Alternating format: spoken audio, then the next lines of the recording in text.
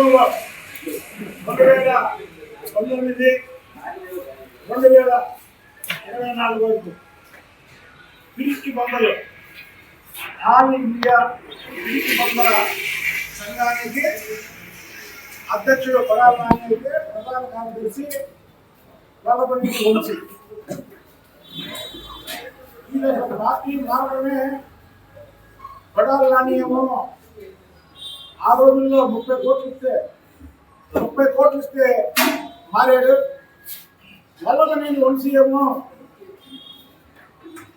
నేను సూర్యుని చంపేశా, నేను ఆలను చంపేశా, ఏమి చంపేశా కానీ పరిపాలన అధికారులు పేరు పెట్టుకొని ఇక్కడ ప్రజలు బయటికి ప్రభుత్వం రాగానే అప్పుడున్నటువంటి ఇంటెలిజెన్స్ డీజీ అయినటువంటి ఆంజనేయుల మీద కూడా అనేక చేసి ఏదో కేసులు ఎదుర్కొంటాయి.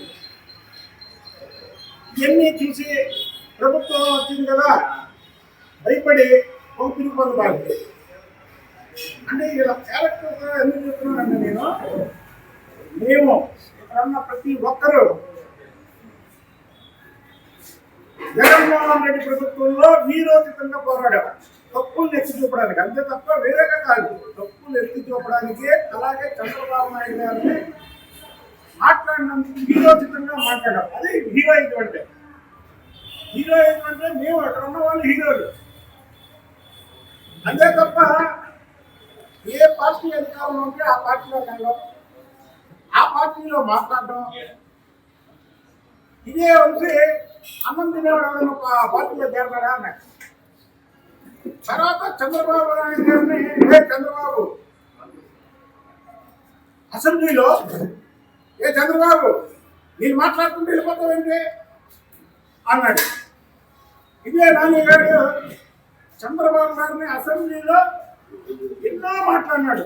ఆ మాటలో ఆయన్ని మేము మనోళ్ళు మీకు చెప్పలేం, నువ్వు బతుకుంటే వేస్ట్ అన్నాడు. మహానుభావుడు ఆయన.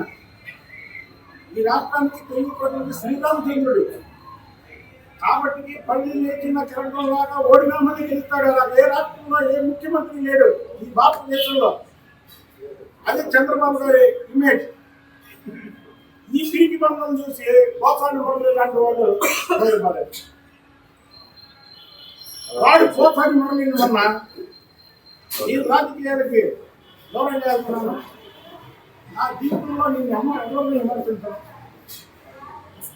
అని తెలుసుకుంది. ఈ పీకి బంధువులు ఇద్దరు సోషల్ మీడియాలో చంద్రబాబు గారితో రాజీ పడ్డామని కొన్ని సోషల్ మీడియాలో కార్యకర్తలనే తప్పుదారి పడుతున్నారు. ఎందుకంటే కార్యకర్తలందరూ కూడా ఇవాళ ఆంధ్రప్రదేశ్ రాష్ట్రంలో తెలుగుదేశం పార్టీ కార్యకర్తల ధ్యేయం ఒకటే. వాళ్ళకి పదవులు కావాలని కాదు, వాళ్ళకి డబ్బులు కావాలని కాదు, వాళ్ళకి పనులు కావాలని కాదు.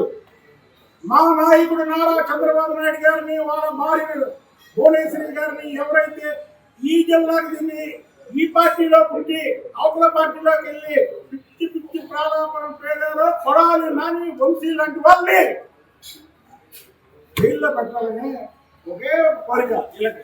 అవునా కదా? పనుల మీద యాస లేదు, ఏదో కాదు. రాష్ట్రంలో ఏ తెలుగుదేశం కార్యకర్త కూడా లేదు. వాళ్ళ ధ్యేయం వల్ల వీళ్ళిద్దరిని లోపడేయాలని ఈ క్యాండిడేట్ వాడడం పోతాను. 100 కోళ్ళ కన్నా ఇల్లంటే తీర్థయాత్రలకు వెళ్ళేదన్న పాపం పడుకోరండి.